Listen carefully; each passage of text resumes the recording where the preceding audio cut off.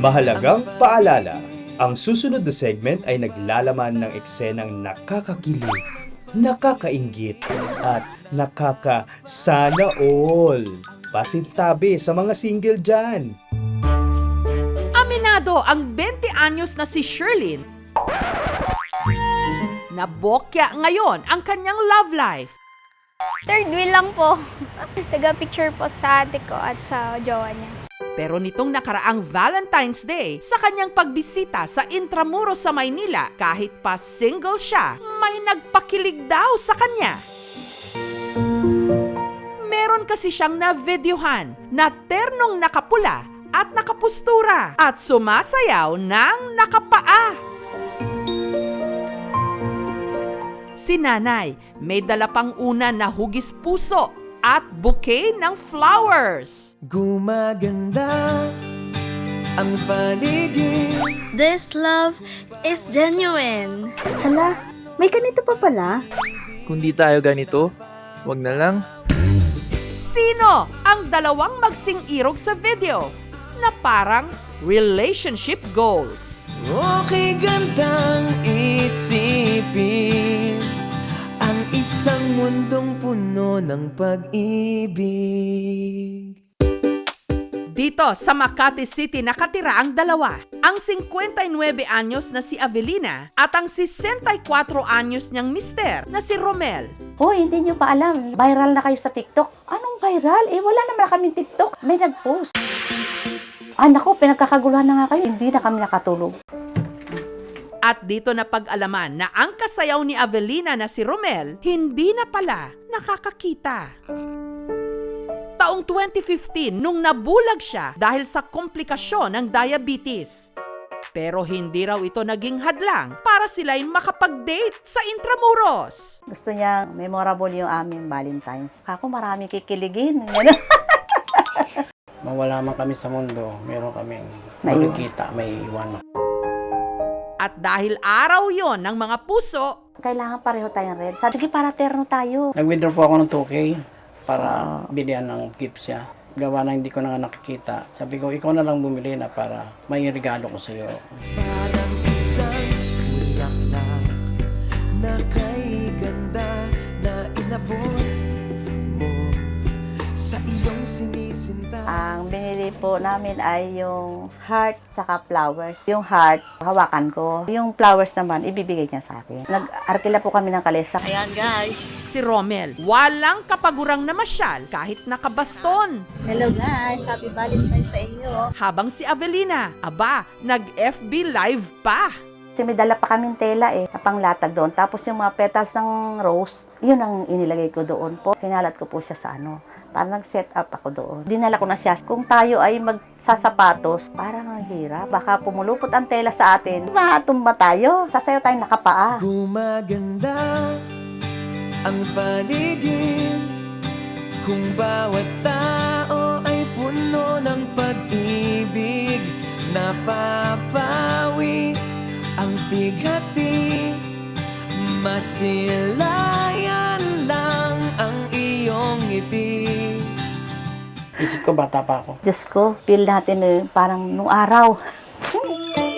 Hindi ko na inisip yun na mahiya o wala. Feeling ko artista. Masaya ako. Masaya po kami. Kasi gusto ko maligaya rin siya eh. Okay, gandang isipin ang isang mundong puno ng pag-ibig. Dekada 80 nung nagkakilala raw sina Romel at Avelina. Doon po siya nagtatrabaho sa Sapote po. Nung mga time na yon, lumabas ako. Nalaglag po yung pera ko. Tapos nagkatinginan kami. Para bang pinana po ako ni Cupido na parang napatingin ako sa kanya. Na love at first sight daw sila sa isa't isa. Parang ang pogi naman ito. Joke lang. Napeke nga po ako. Kala ko mayaman. Tsaka macho siya.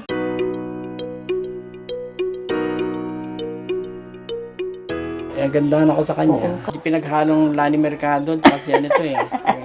Marian Rivera nung araw. Eh, di binigay ko yung number ko, siyempre. Tawagan mo ako. Eh, wala pa naman cellphone po noon, na mahalin pa ang Check boy siya eh. cellphone noon. Eh, yung 3.25 na inulugan, yung 25 centavos. Hello? Tawagan ako.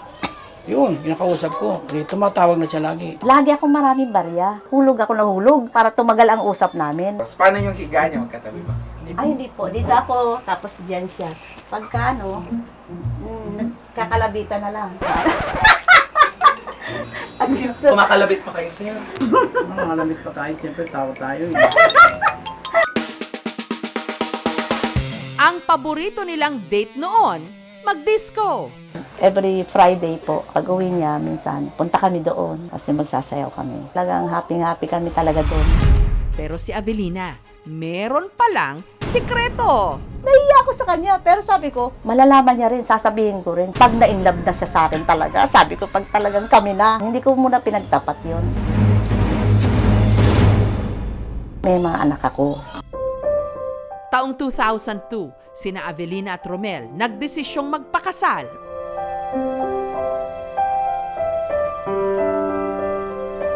Pero ang kanilang relasyon, hindi raw laging sabay sa tiyempo. Gusto niya rin na magkaanak. Palagit na ako nun.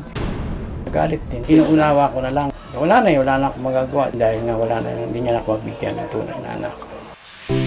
Lumabas na po yung anak ng anak ko na panganay, akong nag-alaga. Kaya parang yun ang natuon siya doon sa bata na yun. Siya ang naging anak namin talaga.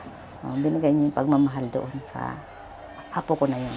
Taong 2015, dumating ang pinakamatinding dagok sa kanilang pagsasama. Si Romel nagka-glaucoma, kaya unti-unting nabulag. Nung paggising ko ng umaga, inatake ng diabetic stroke ako. Hindi na nakakita ang isang mata ko. Pero patuloy pa rin ako nagtatrabaho. Alam kong malapit na siyang lumalabo na siya. Hindi na siya masyadong nakakaaninag.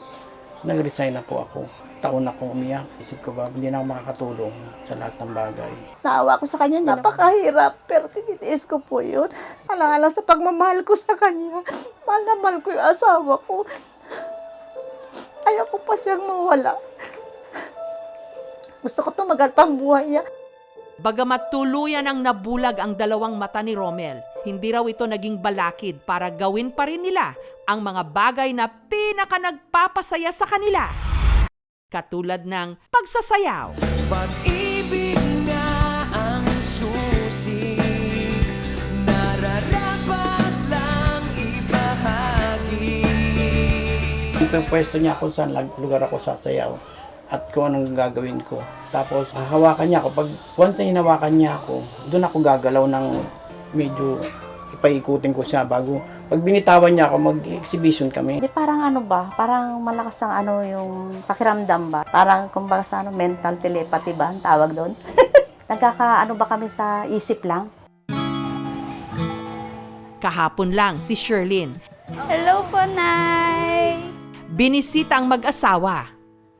Pasensya na din po kung nabidyohan ko kayo or na-post Okay po. lang yun, oo.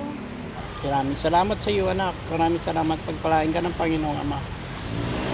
Hindi ko alam na ikaw ang gagamitin ng Diyos. Para sa amin. Gumaganda ang paligid, kung bawat tao ay puno ng pag-ibig. Hindi man na nakakakita, nandyan si Avelina, panghabang buhay na magiging mata ni Romel. Siyempre, mahal mo ang isang tao, ibibigay mo lahat para sa kanya. May forever basta kasama ng mga Panginoon.